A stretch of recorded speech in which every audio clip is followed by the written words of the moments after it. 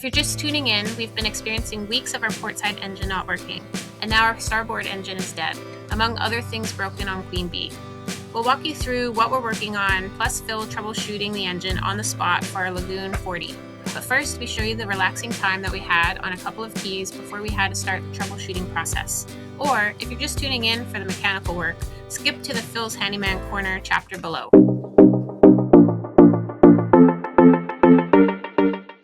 Last week, we showed you part of the sleepy island called Great Guana Key. Here's the rest of what the island has to offer. Don't mess with the police. We wanna capture this moment and bring you along for the ride as we share our journey with you, sailing off at high tide. Here's today's episode.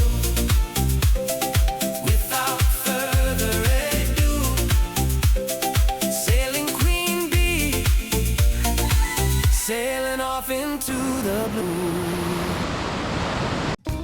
We moved on to No Name Cay because we read about the swimming pigs at this key, and we're delighted to also find a swim-up pool bar at a restaurant. We came here for the pigs. Look at these guys. They like strawberries. They like strawberries and bread. An apple. An apple? Mm-hmm. Oh, excuse me. Wow. We don't have any food. We don't have any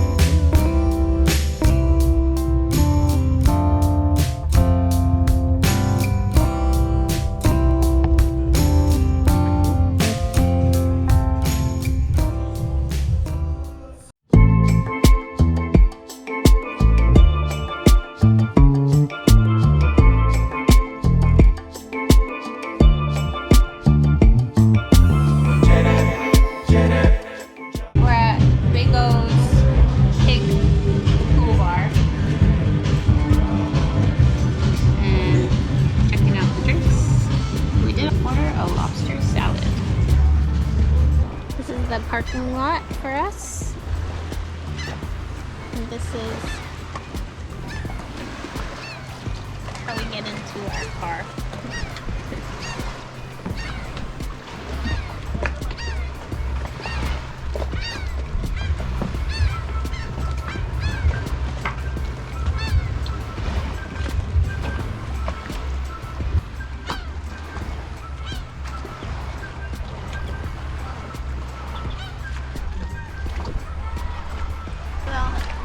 Didn't I make that look easy?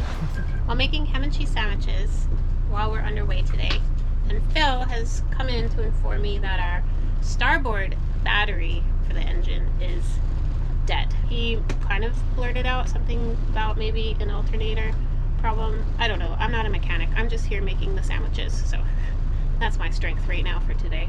Yeah, you definitely need to be capable of troubleshooting on the go when you have a boat, and luckily Phil's really good with troubleshooting. Just a little bit more about Phil and why he's so good with all of this troubleshooting and problem solving is he's a creator. If you ever have a problem or if you want to build something, Phil hands down usually can make it happen. That's how much faith I have in him. Aww. There's always work to do here on Queen Bee, it seems. So the newest issues that we have on this boat, I'm going to jump in here and add a few more things that aren't working before I continue with what I was saying on camera. One of our fridges won't stay cold. Luckily, we have two fridges though. Our water maker has stopped working, and our AIS and radar have stopped displaying for us. But we were able to confirm with another cruiser that it's transmitting a signal out, just not showing us the other boats or their info. We also need to add a check valve for the portside engine. We have a bit of a septic smell in the heads. We've always noticed the one for sure in our bathroom, even on the survey day. Kind of just seems to be getting stronger. And we asked the Lagoons group on Facebook, and a very lovely group of people. We have like over 25 comments of what the problem can be. So we will tackle that probably when we get over to the States. There are like no marine shops here in the Bahamas that I have seen. I mean, like, let alone like a coffee shop.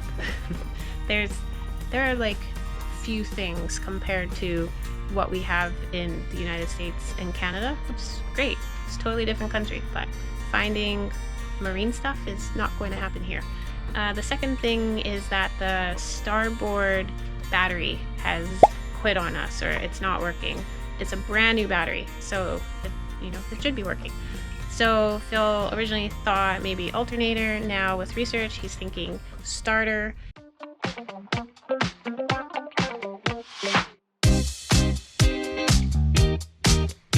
Any update on what you've been finding for the battery? No, I think the battery is fine. I think it's probably just a connection between the battery and the starter. So I'm just going through all the connections and making sure there's no corrosion. Okay. And then we'll see if that works and go from there. So far, I've verified that the connections to the battery and the solenoid were good.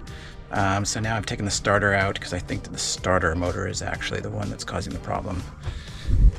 So yeah, here is the starter motor.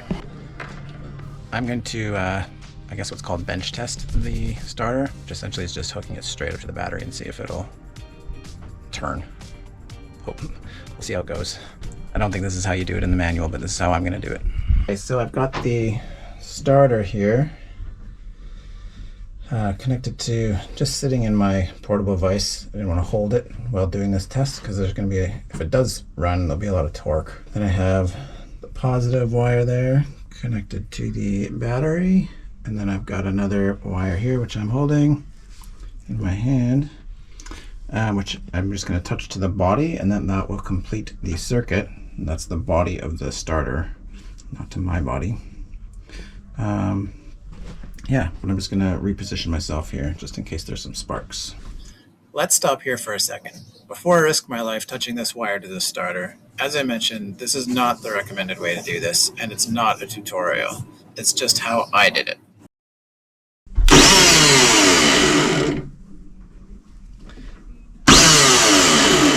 It runs. So now why wasn't it running before? It's possible that I've loosened something in the starter, like it was just jammed. So now I guess I put it back together and see if it'll run. So I have the engine back together, starter's on. I think I've made all the electrical connections again. Danielle's gonna hit the switch and we'll see if it fires up. Power.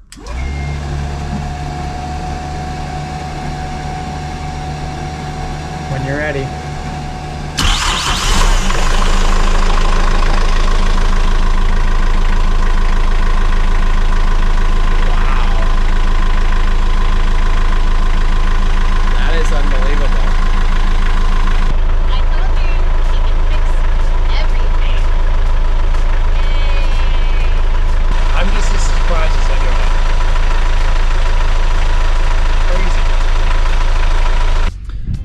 So I've started and stopped the engine twice now.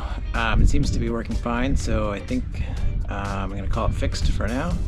I'm not really sure what the problem was, but I took the starter apart, or off the engine at least, and then like I showed you, I bench tested it and then it ran.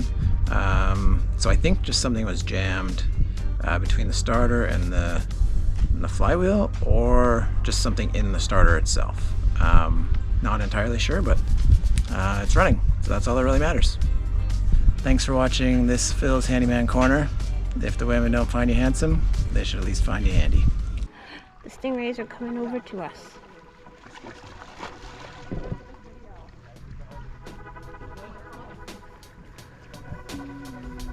Sorry guys, we weren't able to get to the Stingrays in this video.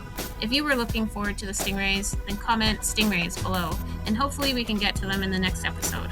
Otherwise, be sure to tune in for next week's video on Thursday. Thanks for watching, and see you in the next one.